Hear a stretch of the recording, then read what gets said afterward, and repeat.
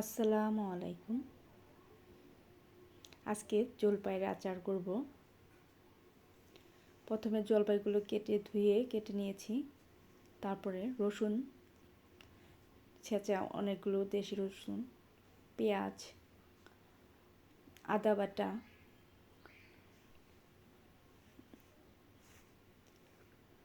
দিয়ে দিয়েছি chilli flakes,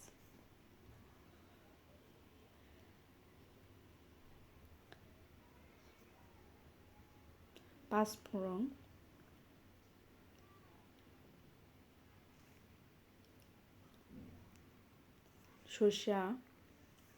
সরষাটা বেটেও দেওয়া যায়, আমি ব্লেন্ড করে নিয়েছিলাম শুকনাটাই।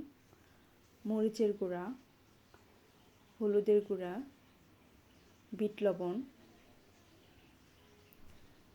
লবণ,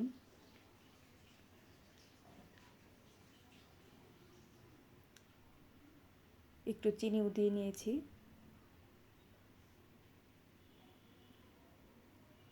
সরিষার তেল হাতে মেখে হাতে ঢেলে নিয়ে ভালো করে মেখে নিতে হবে। তেলটা একটু বেশি দিতে হবে।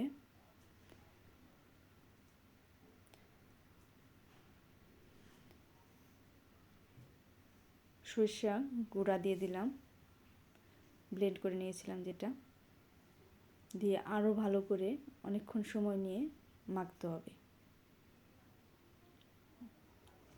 মনে হয় এখনই খেয়ে ফেলি। বাসা মোমো পাঁচফোড়নের গন্ধে ভরে যাচ্ছে।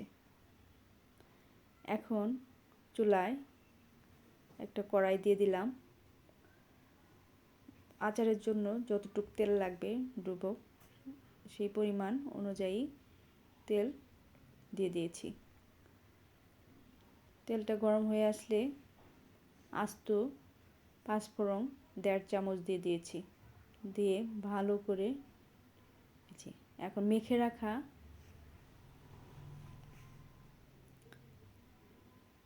জলপাইগুলো দিয়ে দিলাম, দিয়ে ভালো করে একটা 2-3টা বলক তুলতে হবে। জলপাইটা একটু ফুটে উঠলে, বেশি দেওয়া যাবে না জাল, খালি একটু গরম করা, 2-1টা বলক উঠলেই নেড়ে চেড়ে দিতে হবে। অনেকগুলো শুকনো মরিচ আস্ত দিয়ে দিলাম।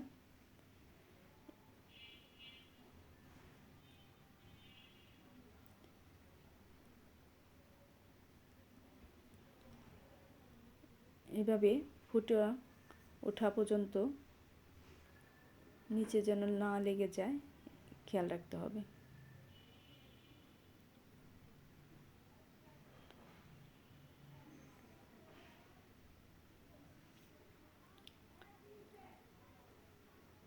একটু চিনি দিয়ে দিয়েছি। 1 কাপ ভিনেগারও মাখানোর সময় দিয়ে দিয়েছিলাম, এখন আর দিতে হবে না।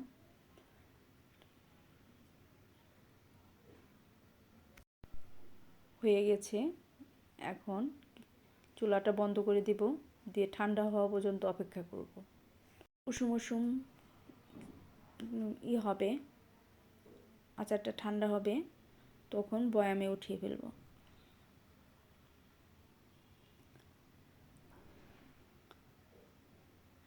এই আচারটা এখনও খাওয়া যাবে, কিন্তু কিছুদিন পরে খেলে আর বেশি মজা লাগবে। ধন্যবাদ সবাইকে।